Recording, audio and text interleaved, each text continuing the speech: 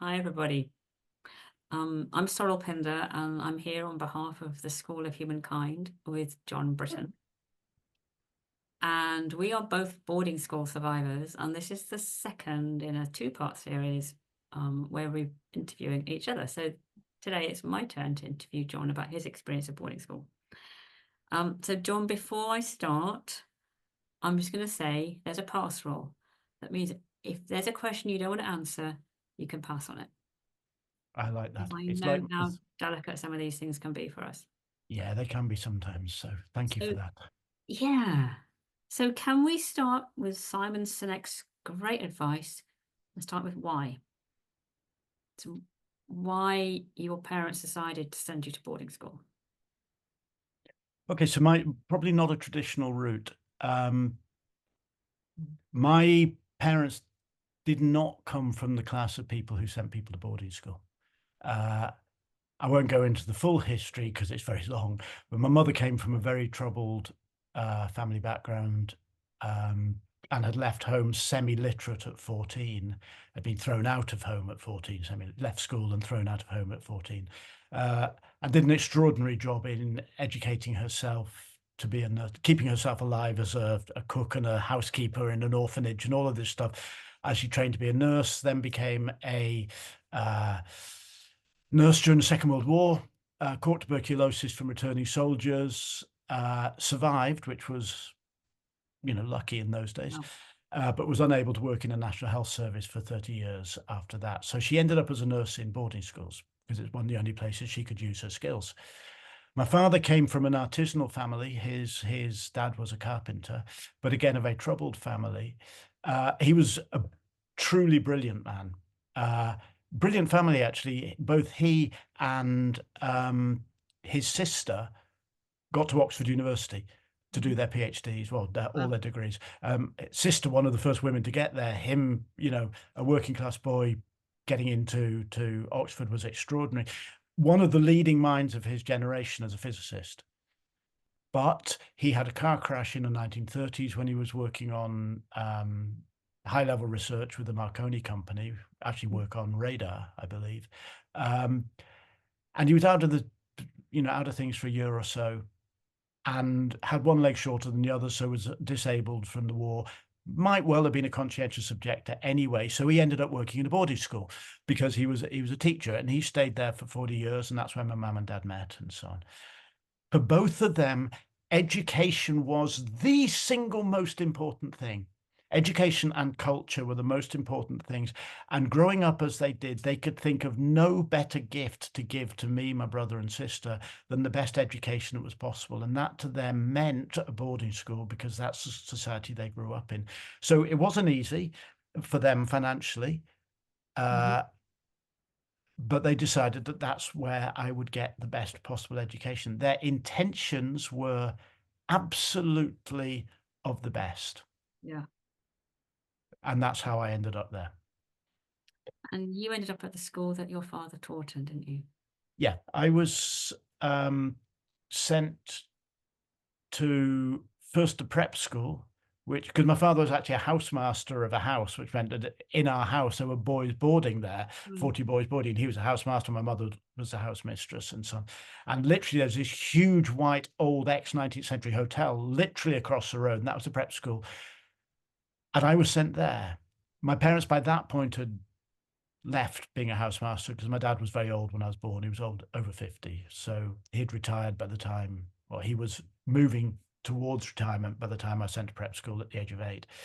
So I could see the house I grew up in at the age of 8 when I was sent to prep school, and then 3 years there, and I went down the road to the main school, and I spent 5.5 years there, where my dad was by then no longer a teacher, but he was a librarian. And back in the day, only one person was allowed to use a video recorder because it was high tech. So he was responsible for recording the videos and things. So he was around and fairly old and pretty bad tempered, and uh, I would watch him go home at 5 o'clock in the afternoon while I didn't get to go home at 5 o'clock in the Mm. afternoon. Okay. And so, are you happy to tell us a little bit about what that meant for your experience in school? The fact that your father worked there. Yeah, I mean, you can't draw direct lines from one thing to another. but I was the son of a teacher. That makes you an outsider. Mm. I was on a music scholarship and an academic scholarship in a school that was really focused on rugby and muscular colonial Christianity. You know, training boys to be tough. I mean, the ethos of the school was that if there was a boy being attacked or bullied or insulted or excluded, the masters would side with the bullies always, because that's how you kept control. Get the bullies on side and they'll keep everybody else under control. And so I was an outsider, and you know, that manifested into, I was also a noisy, quirky, weird, freaky, creative little boy, scruffy, messy, a little chaotic. And I didn't play rugby. Mm. And I didn't really like sport. And it manifested into one day, literally one day, I got back to the form room where we were, and all my books had been ripped up. There was graffiti over everything. There'd been water poured in my bed that night, and for about 2.5 years, nobody at school spoke to me apart from to insult me or hit me. That's not entirely true, but that's my recollection of it. That's your reflection. I was ostracized, I was excluded and physically bullied for about 2.5 years. By the time I reached sixth form, I was sufficiently recognized as one of the real smart ones that people left me alone, because I was sort of among the 2 or 3 smartest people in the school, and I was good at drama. So people would go, oh, all right, well, you know, he may be a prat, but we better not attack him because he's cleverer than us. So the central time in school was pretty much a time of exclusion. And then, of course, you know, you see your dad going home. And anyway, I couldn't have talked to them about it anyway. It wasn't possible. And when I did sort of intimate to them that I was having a bad time, this sounds like that I'm being unfair to them. I'm not. Their intentions were so incredibly good, but they said, keep your head down, toughen up. Yeah. And we can put this into class, can't we? My dad is a working class, my mum is a working class person in a middle class environment, saying, don't let them see that you don't fit in. Fear from them thinking they would be seen not to fit in because I didn't fit in. I can see all of that now, but back then I was just thinking, reflected in you in a sense. Yeah. And you know, back then all I saw was, why are you telling me that you don't care enough about the fact that I am so deeply unhappy? So there's kind of two things. As for most boarding school people, you get abandoned every time you go back at the beginning of term. You, that happened every day when your father went home. And I'm putting that on you, that you may resonate with that, but I would name that. I would say that's true now. I didn't name it that way. No, of course not. Then, in some ways, I know we might talk about survival personality because it's a phrase you use a lot, but as the personality I began to develop, was, I'm glad you've gone. I'm on my own now. I'll survive. You know, I developed that kind of isolated persona. So part of me was always kind of, you know, to hell with you, particularly as I got a bit older. You know, go back to the home. I don't want to be there. I'm the romantic outside of the, you know, but that was how I survived. It was horrible. So in a sense, you were outside of the school community because you weren't one of those jocks, use an American expression, and you were that quirky, creative little boy. You're outside of your home environment as well, but it's like, you go home, I can manage this, and that very isolated persona. Yeah. So one of the things that, and we talked about Joy Shavarian last week, so we talk about her again. So she talks about the ABCD of boarding school: A for abandonment, B for bereavement, which is actually, people talk about being homesick. I can remember being horribly, violently homesick. Now I can see it was bereavement, it was mourning. It's just, he names it as mourning. And then the captivity, that it is like being in prison. It's a total institution. It's like your every day is scheduled from the moment you get out of bed, when the bell rings at 7 o'clock, to the moment you go put lights out at whatever time lights go out. And there's very little time where you can decide for yourself what you're going to do. I don't know if it's the same for you, because I know they're not all the same, but that is kind of a part of that thing of captivity, that you have very little autonomy.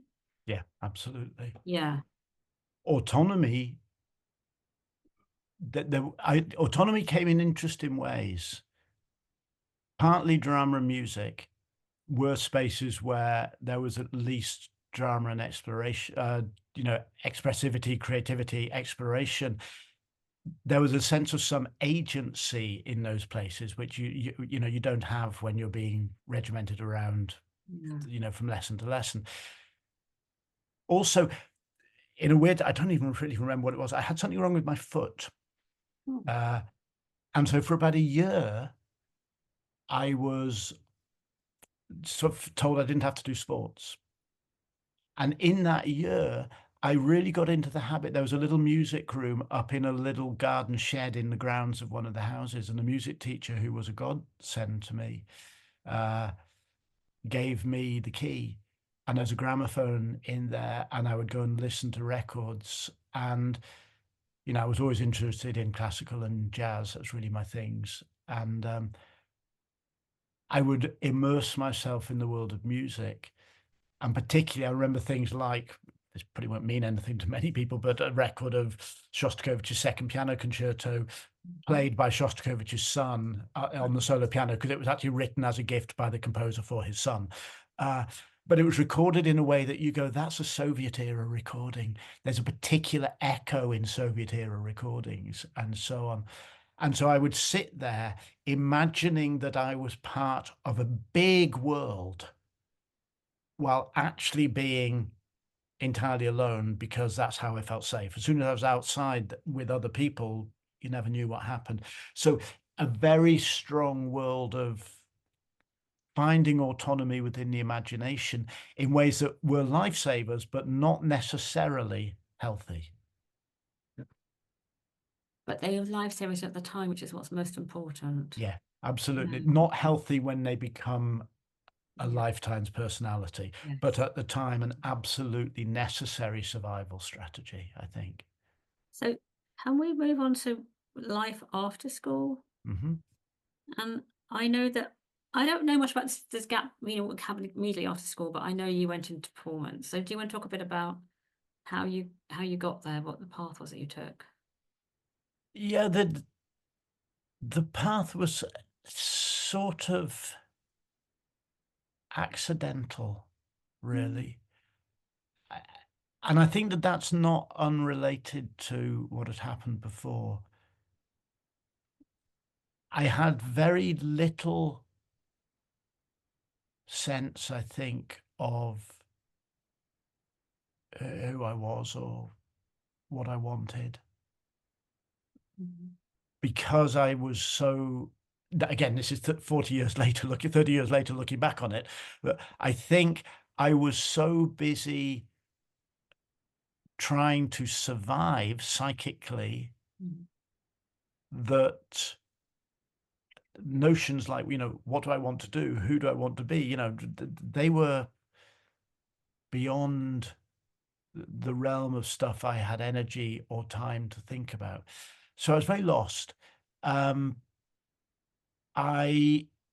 wanted to study drama, but my parents, again, going right back to the importance of education, the importance of a proper job, all of that stuff, they wouldn't really let me do drama. So I Mhm. studied English literature, did a lot of drama when I was studying English language and literature. And I'm actually, in retrospect, deeply glad about that. I'm really glad I've got an English degree, not a drama degree. Nothing wrong with drama degrees, but I'm infinitely more content with the range of knowledge I have from an English degree. Um,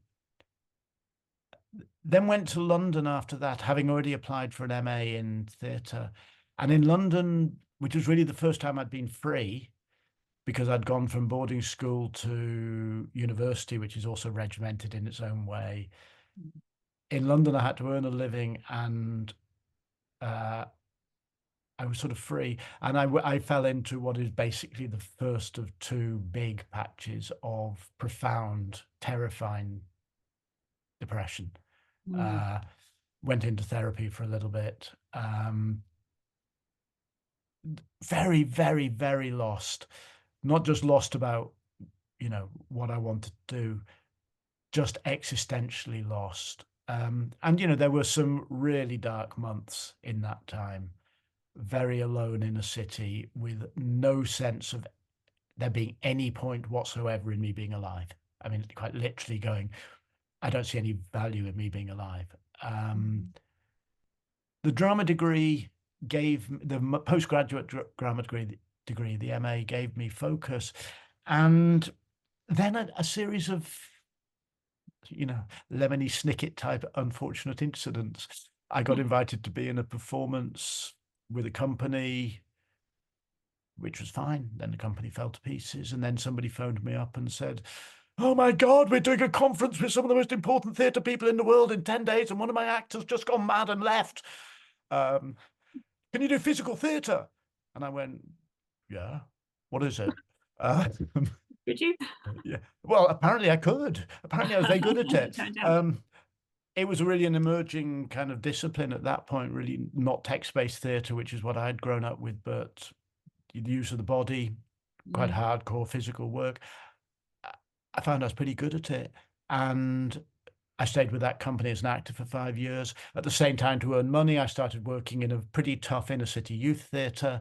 So the two strands which have characterized my life emerged by accident, which are experimental performance and ways of making work that is of use to communities. I've never really wanted to do the sort of nice, easy, hey, let's do community work. I've always wanted to say communities that I want to be in there in a place of challenge. I want to be doing exciting stuff with communities. And that's sort of, you know, the youth theatre work I used to do in Leeds with a couple of colleagues.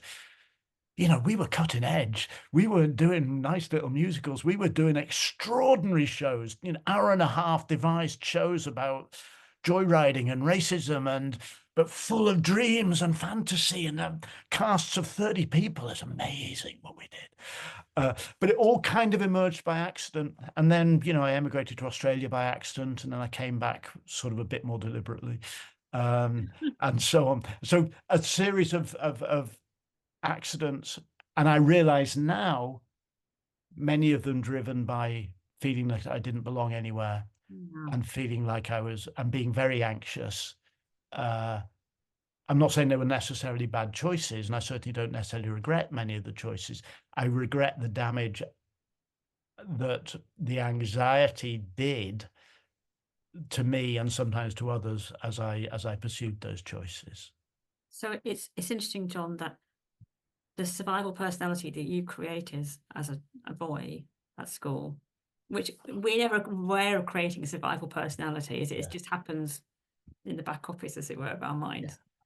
You like it when you say it was like an accident, it kind of was and it kind of wasn't, was it?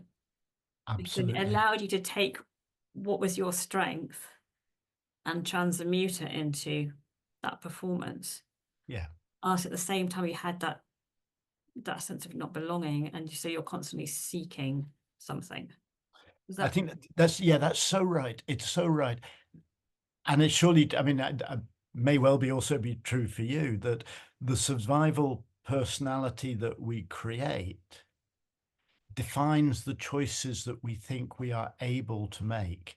Yeah. There were other choices I could have made, but I didn't think they were available to me. Yeah. Even though looking back, I go, God, I could have gone down that route. I could have really gone down the route of being a mainstream actor, because I was actually a pretty good actor. I could have gone down that route at the age of 20, and where would I have ended up? Well, I'd have ended up somewhere different, you know. But it simply didn't seem like a choice, because the personality which I inhabited sort of said, well, you've got to be joking. That's not for the likes of you. You don't get to do that sort of stuff. So you get driven by what you see. Depends on who you are, and who I was at that point was, at the deepest level, someone who needed safety. That you know, that was it. And that would define my choices. And that drive made you choose experimental theatre. Isn't that interesting? Yeah, it is. It's weird. I think about that sometimes. What the safety was, and this is a little difficult for me to acknowledge, having spent my life in that field. it's not a commercial field. And it is a field where I mean, the work I did was generally pretty successful, but I didn't feel there were standards and arbiters of quality out there who I had to appeal to. I was making my own work. I developed my whole process for the integration of body and mind, the creation of work in presence, the work that is now at the heart of all my coaching work. Very deeply thought out ways of living. But I did that because I wasn't trying to do anything that would enable other people to say to me, "You're wrong, you're not good enough, get out, we exclude you." So although experimental theatre is, financially and in all sorts of ways, an extremely unsafe career, I was the experimenter, so I got to define what success and failure was. Yeah, that makes perfect sense. Mm. And it clearly made sense to your survival personality at the time, and it still makes sense. Yeah, although I'm not really in that world anymore, I and there's know a you're whole, not, sorry. but it's interesting. But no, but it's interesting in saying it because now, over the last 10 years or 8 years, when I've really come to terms with a lot of what I've been carrying in the past, I feel that I have to move away from that place of being safe by being unjudgeable. And it does bring up all sorts of anxieties again. That stuff from 30 years, it still sits there. Someone criticizes me and I go, "Shut up, leave me alone, I don't care." John, can we talk a bit about, so I know that, and you may correct me on this, that some of the things that you teach people are around presence, purpose, I think pleasure, Mm-hmm. and then what actors know. Mm-hmm. So, what I'm interested in is how those things may have arisen out of your boarding school experience and your survival personality. And because my personal interest is in how we take that raw material, if you like, and reshape it into something which serves us as adults, and actually then goes on to serve other people, whether they be our clients or members of our families or whatever. Yeah, so it's a very interesting question, and not one I've actually particularly thought about much over the years. But the heart of all the various sorts of work that I've done, which has been both for performers and now for business people and in the wellness world and, personal development coaching, I work quite broadly, but you can actually condense it all to a fairly simple perspective, which is this idea that I live on the edge between my internal world and the external world. Yeah. That I am not an individual, I am an interconnected individual. So to become whole, I must both do inner work on the self and do outer work in terms of how I interconnect with the world, how I turn up for people, how I respond to people and react to people, how I work with the natural environment I'm in. In other words, to become the fullest version of myself that I can requires a combination of inner work and outer work. Now, I don't think that there is, in my mind anyway, any doubt that that journey towards what I nowadays call, the interconnected self, or what actors know, has been my attempt to heal from the profound sense of disconnection from myself. And I want to talk slightly more about that. And disconnection from others, because I was ostracized and I lost my home. Psychologically, you feel you've lost your home when you're sent to boarding school and so on. So that sense of disconnection from the outside, and particularly the bullying at school. I only really identified this a few years ago when I was doing some writing about bullying. And I had this very strong memory. I've got very few memories of school. There's an awful lot of amnesia, and I don't remember an awful lot about my time at school. A very strong memory of standing on the steps leading out of the yard, the playground. And I was scruffy and I had my tie like this. And there was about 10 people down there and they're pointing at me and laughing at me and insulting me. And I started playing the fool Oh, and going, if you hate me and I want to belong, because we all want to belong to a group, the only way I can belong to your group is by hating me.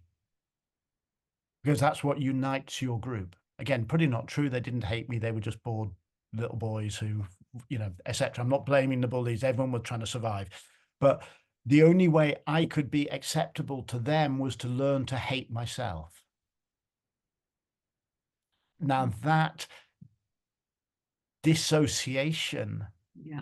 from myself, that basically attempt to kill the inner child or person that I was, leaves you entirely dissociated from your own inner truth and Nice. just the integration of thoughts, the effects of thoughts on your body and so on.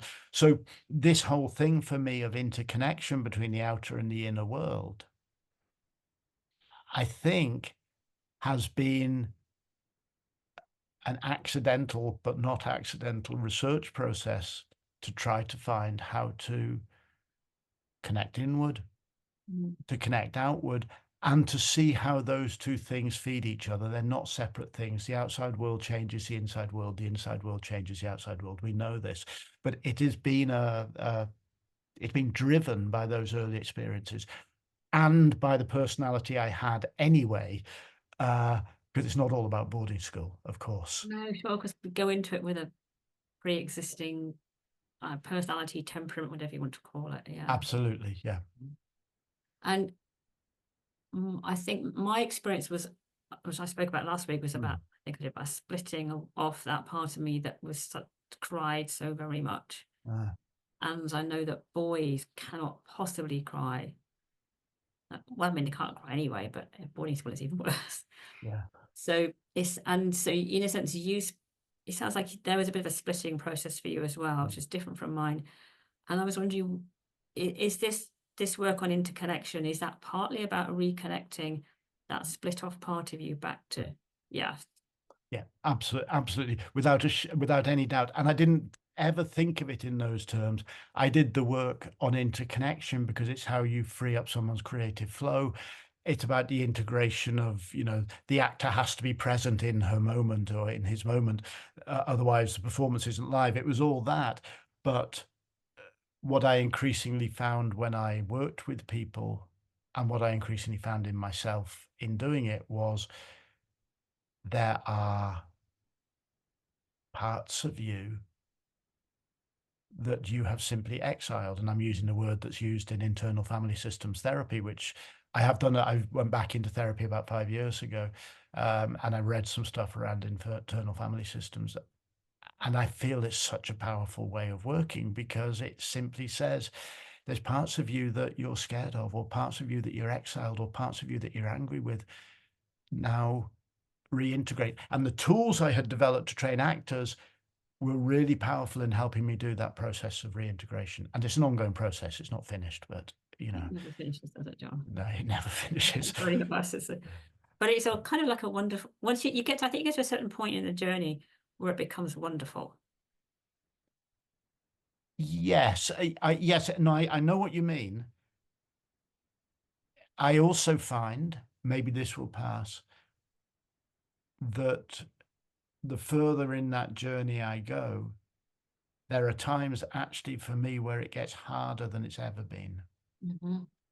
You sort of go, it doesn't just get easier. Generally, it does get easier as you go on. I didn't say easier, John. No, yeah, no, fair points. Yeah, but a part of me goes, okay, as you go on, it gets a little easier. Some of the dark places these days are not quite as dark as I've ever been. I've had 2 periods in my life where things, I'm kind of lucky to have got through them. But still, there are times when I go, I'm 60 and still dealing with this crap, Yeah, I think the great thing is when you get to the point where you realize I'll always be dealing with this crap, but I'm dealing with a different way every time. My supervisor has a wonderful metaphor. She says it's like being on a helter-skelter, but going upwards.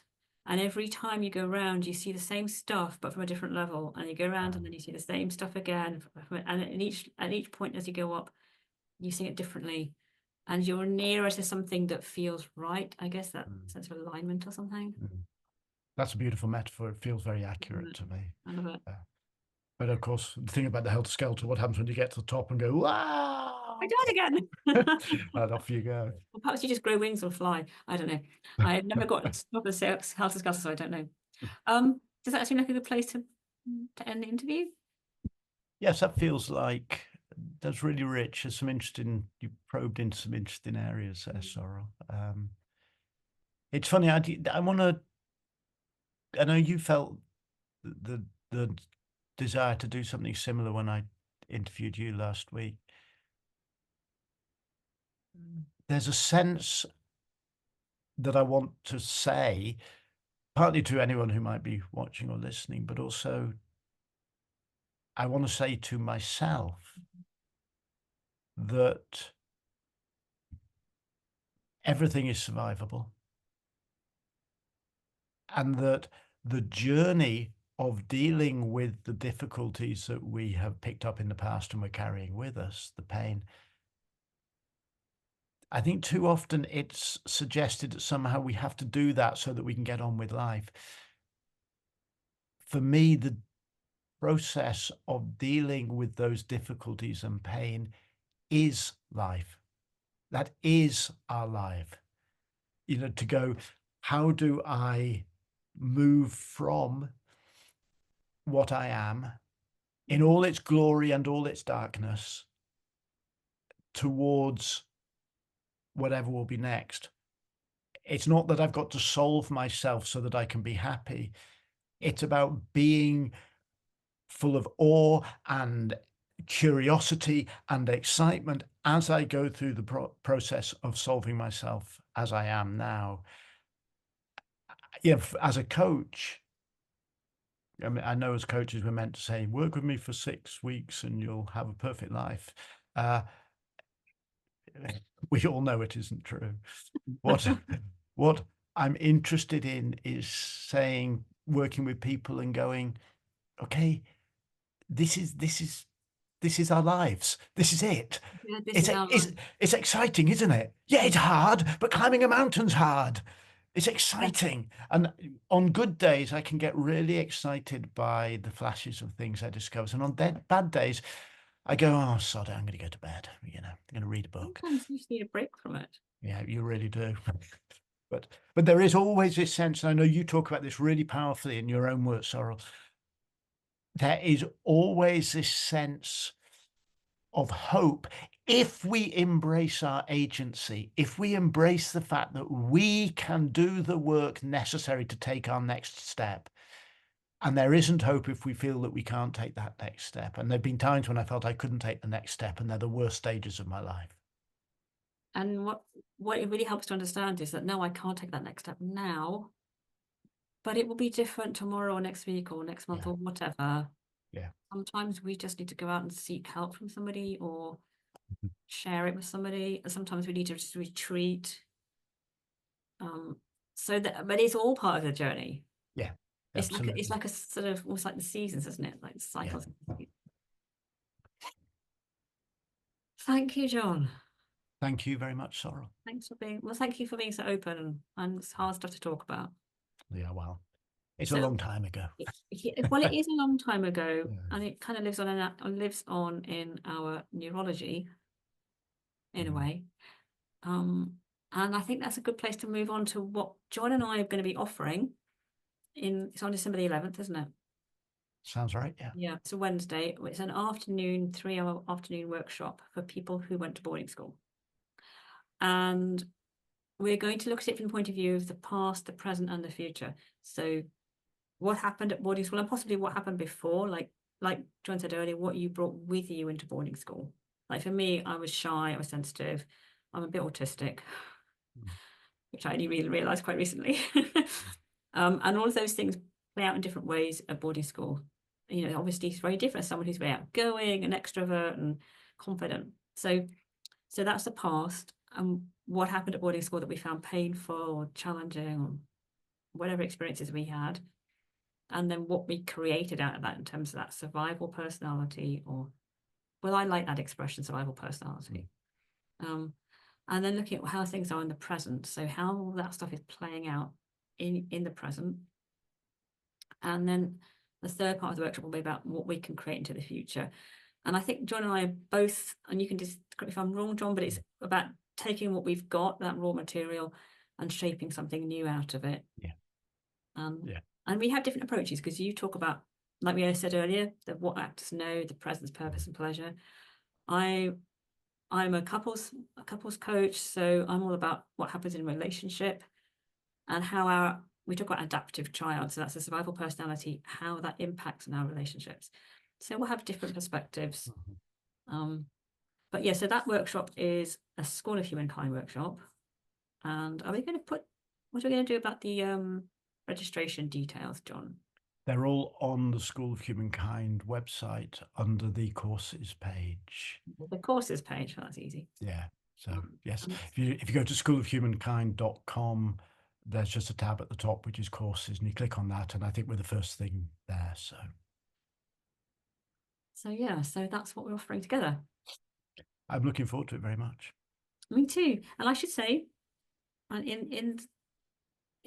would you want to come? Because you want to create something new out of what you've got at the moment, taking boarding school into account. And I don't know about you, John, but it wasn't until quite recently that somebody ever, when I was in therapy, somebody actually bothered to look at boarding school as part of my history.